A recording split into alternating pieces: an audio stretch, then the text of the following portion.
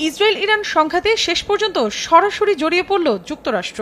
ইরানের Fordow, Natanz ও ইস্পাহান পারমাণবিক স্থাপনায় সফল হামলার দাবি করেছে ওয়াশিংটন। মার্কিন প্রেসিডেন্ট ডোনাল্ড ট্রাম্প জানান, মাটির গভীরে থাকা ইরানের সবচেয়ে বড় পরমাণু কেন্দ্র ফোর্দো স্থাপনায় ভারী বোমা ফেলা হয়েছে। পরমাণু কেন্দ্রটি নিশ্চিহ্ন হয়ে গেছে বলেও দাবি তার।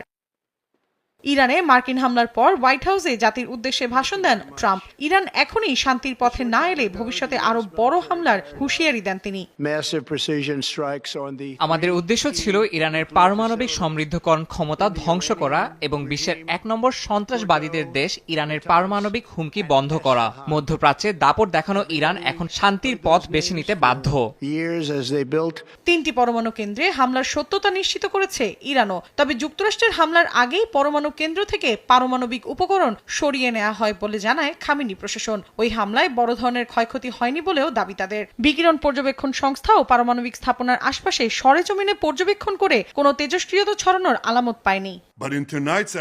যুক্তরাষ্ট্রের হামলার পর প্রেসিডেন্ট ট্রাম্পকে ধন্যবাদ জানিয়েছেন ইসরায়েলি প্রধানমন্ত্রী বেনিয়ামিন নেতানিয়াহু। বলেন, ট্রাম্প বিশ্বের সবচেয়ে বিপজ্জনক শাসক গোষ্ঠীর হাত থেকে অস্ত্র ছিনিয়ে নেয়ার উদ্যোগ নিয়েছেন।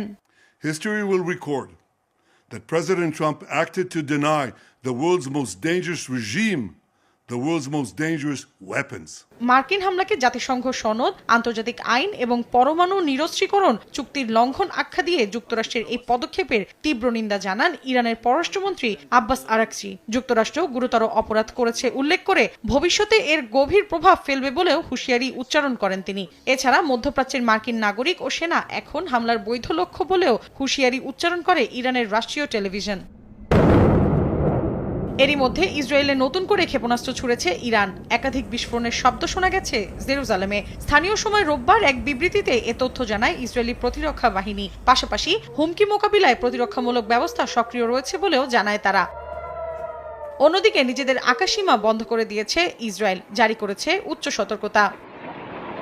মৌসুমী সাথী, সময় সংবাদ।